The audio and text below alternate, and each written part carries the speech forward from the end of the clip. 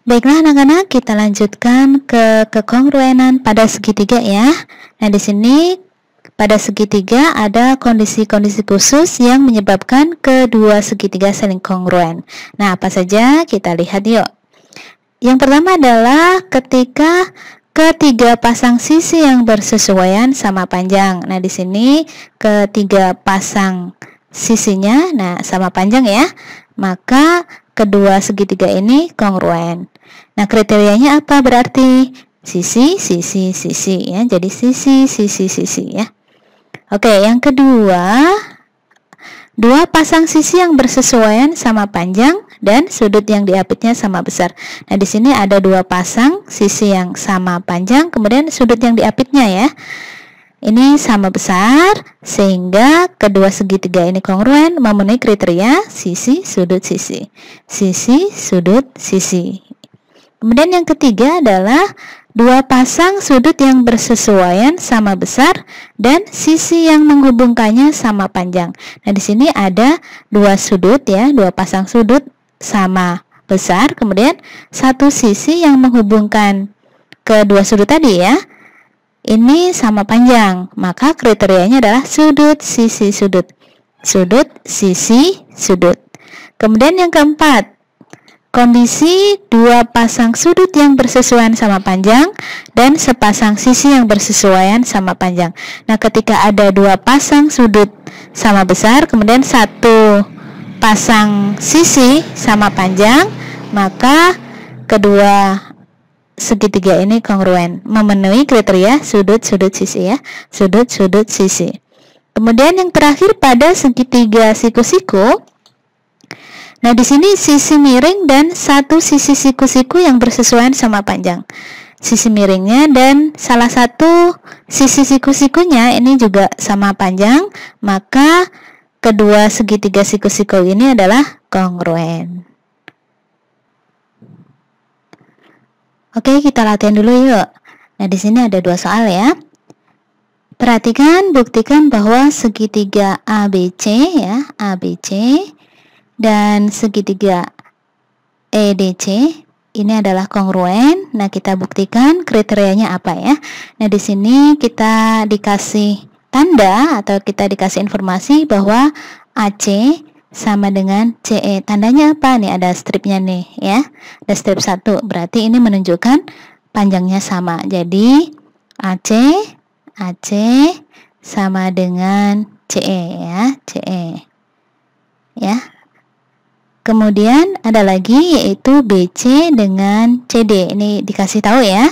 Ini dikasih informasi dengan tanda ini nih. Ya, ini tandanya sama panjang. Jadi BC dengan CD ya. Kemudian kita tulis nanti ya. Tapi ada lagi sudut nih. Sudut ini juga sama besar ya. Ini sudutnya sama besar. Kenapa sama besar? Karena ini merupakan sudut yang saling bertolak belakang ya. Jadi sudut DCE berarti yang ini ya. Sudut DCE.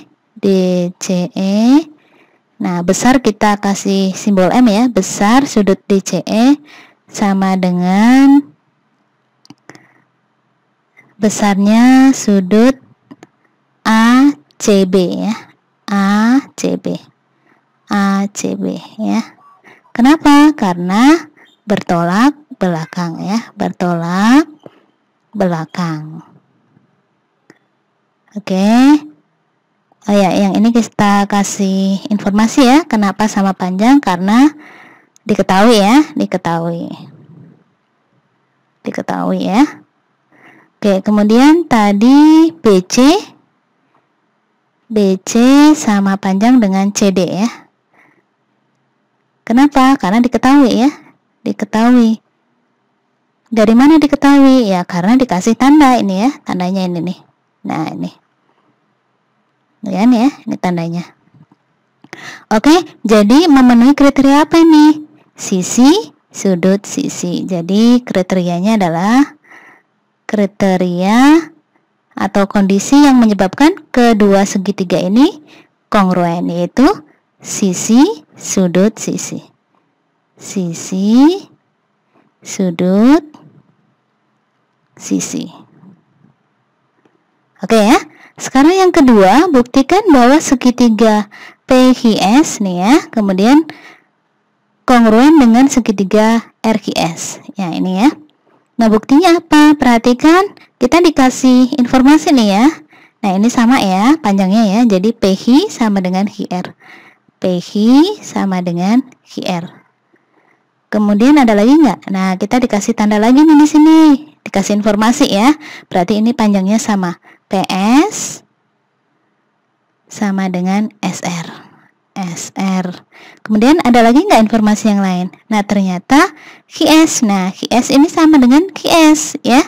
Karena kenapa ini bisa sama panjang? Karena berhimpit. Jadi QS sama dengan QS ya. Karena berhimpit. Oke, sehingga kedua segitiga ini kongruen memenuhi kriteria apa? Kriteria sisi ya. Sisi. Oh iya, ini dikasih informasi ya. Tadi karena diketahui ya. Diketahui ya. Kemudian ini juga karena diketahui. Oke, sudah ketemu ya. Oke, semoga bisa dipahami ya anak-anak ya.